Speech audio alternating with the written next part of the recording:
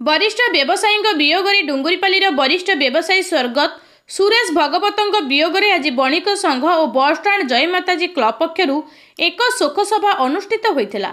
क्लबर संपादक मुकेश भोई आवाहकत्व और वरिष्ठ नागरिक सुभाष थाइतों सभापतित्व अनुष्ठित शोकसभा गोपाल बारिक, विप्रचरण साहू, मृत्युंजय मिश्र, संखाली साहू प्रमुख स्थगत भगवतों स्मृतिचारण करथिले।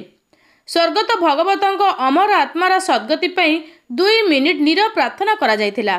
एथिरे बणिक संघ और जय माताजी क्लबर बहु सदस्य उपस्थित थिले। बणिक संघर सह संपादक सुनील मेहर धन्यवाद देथिले। शोकसभा परे उपस्थित समस्त सदस्य तांको घर को जाई शोक संतप्त परिवार को सांत्वना देथिले। देखबार के मिलबा एतले हमें सरकार एते अंध होई छु जे हमें ओवर फटाला वे सब काम कर किंतु लोकडार दिया से सब नहीं सीधा